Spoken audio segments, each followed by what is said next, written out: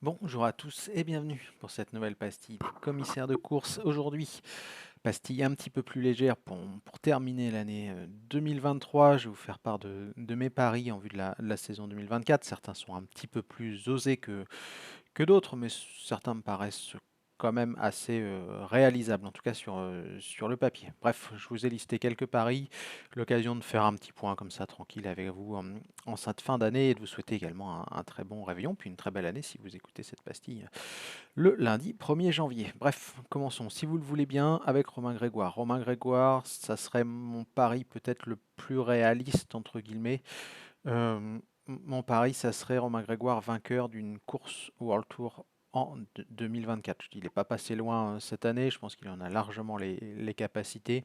J'imagine aussi qu'en termes de calendrier, il va forcément monter en gamme et peut-être participer à un petit peu moins d'épreuves du calendrier UCI Europe Tour. Donc voilà, ce serait mon premier pari en ce qui concerne la saison 2024. Romain Grégoire, vainqueur d'une épreuve du World Tour, étape ou classement général ou classique bien entendu.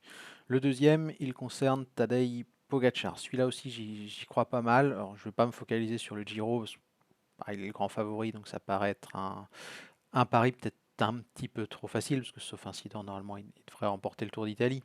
Je miserais moi plus sur Tadej Pogacar, champion du monde. Je pense qu'il en a très envie depuis un petit paquet de temps déjà. Il y a un circuit qui lui convient parfaitement à Zurich.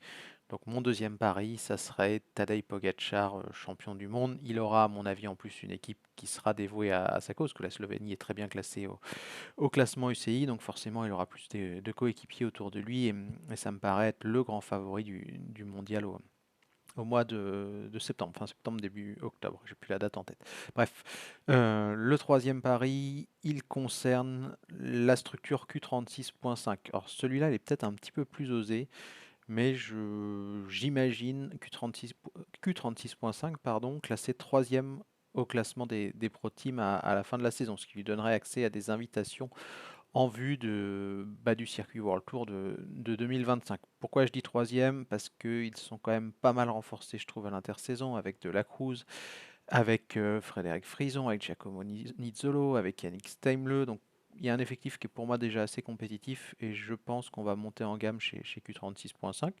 Peut-être que UNOX est quand même favorite, mais voilà, si j'avais un petit pari à faire, ça serait une troisième place au classement Pro Team pour, comment dirais-je, Q36.5.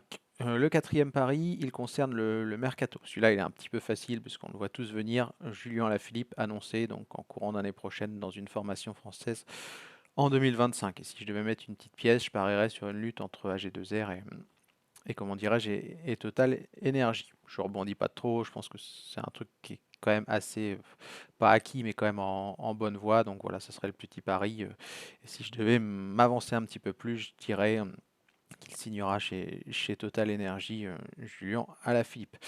Un petit pari supplémentaire, cette fois-ci il concerne la lutte pour le maintien en World Tour.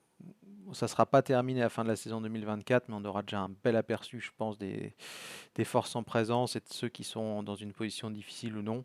Malheureusement, je vois Astana et Arkea toujours derrière à la fin de la saison 2024. Je ne pense pas qu'ils aient l'effectif pour pouvoir reprendre beaucoup de terrain, en tout cas 2000 points, à la concurrence, sauf incident bien entendu, ou sauf énorme saison, ce que je leur souhaite, hein, bien entendu. Mais voilà, il me semble moins armé pour les grands tours, pour les classiques et les courses par étapes du World Tour qui sont très rémunérateurs en termes de points.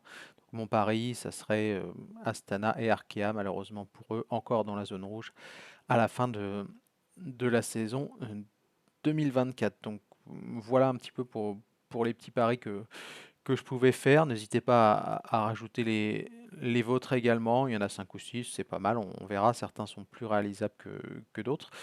En attendant de recevoir les vôtres en commentaire, je vous souhaite à toutes et à tous un excellent réveillon et une très belle année si vous écoutez cette petite pastille le 1er janvier ou après. Ciao!